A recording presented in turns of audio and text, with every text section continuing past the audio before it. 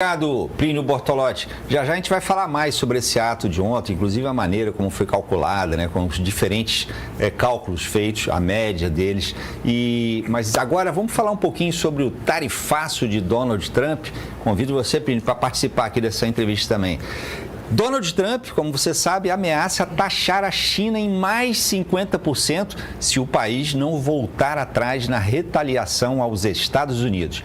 Vamos lembrar que 2 dias depois de o presidente dos Estados Unidos ter detalhado seu tarifaço global e anunciado tarifas de 34% sobre todas as importações da China, Pequim reagiu aplicando a mesma taxa aos produtos americanos a partir de quinta-feira, dia 10, logo agora. Logo em seguida, desse anúncio, Donald Trump afirmou que a China havia feito a única coisa que não podia fazer. Hoje veio a reação. Essa sequência de anúncios de aumentos de tarifas tem impactado negativamente as bolsas de valores, com investidores temendo os efeitos econômicos da guerra comercial. Nesta segunda-feira, os mercados globais estão em queda pelo 3º dia consecutivo. Sobre isso, vamos conversar a partir de agora com Vitélio Brustolin, que é professor de Relações Internacionais da Universidade Federal Fluminense e pesquisador de Harvard. Muito boa noite, professor, e obrigado pela gentileza em atender o nosso convite. Prazer recebê-lo aqui. Professor, Donald Trump diz que as negociações com países que solicitaram reuniões para discutir as tarifas começarão imediatamente. Me parece que tem até 50 países já pedindo, já agendando esses encontros.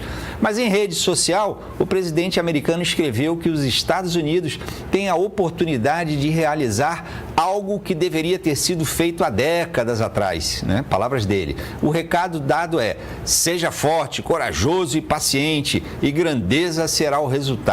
É o que Donald Trump diz, No domingo, ele indicou que não estava preocupado com as perdas de trilhões, me parece quase trilhões de dólares em valor dos mercados acionários ao redor do mundo. Trump pode até não estar preocupado, professor? Mas uns tantos bilionários e mega investidores de Wall Street que o apoiaram estão. E aí eu pergunto para o senhor, Trump só vai afinar se perder completamente a confiança dos líderes empresariais ao redor do mundo? Boa noite, Tardan. Boa noite a todos. Obrigado pelo convite. Olha, no primeiro mandato dele, o Trump costumava olhar para o mercado e quando alguma medida anunciada não era bem recebida, ele recuava. Então, a sua pergunta sobre se ele vai recuar quando os bilionários, eles chamam de os 7 magníficos, as 7 grandes empresas dos Estados Unidos que apoiaram o Trump, perderem dinheiro, recuarem, neste mandato parece fazer menos sentido, Tardan, porque dos mais de 5 trilhões de dólares que a Bolsa dos Estados Unidos já perderam, pelo menos 3 trilhões são dessas 7 grandes empresas, inclusive de pessoas que estiveram na sua posse, o Elon Musk, o Jeff Bezos da Amazon, o Mark Zuckerberg da Meta, entre outros. Então, a questão toda é, provavelmente, o que pode influenciar mais o Trump não é o apoio dos magnatas, ou a falta desse apoio. Provavelmente, o que pode influenciar são as manifestações nas ruas. Ontem, nos Estados Unidos, milhões de pessoas foram às ruas, porque reunindo todas as cidades com centenas de milhares, a cifra é gigantesca. Eu vi há pouco vocês discutindo os números no Brasil. Nos Estados Unidos foram números gigantescos.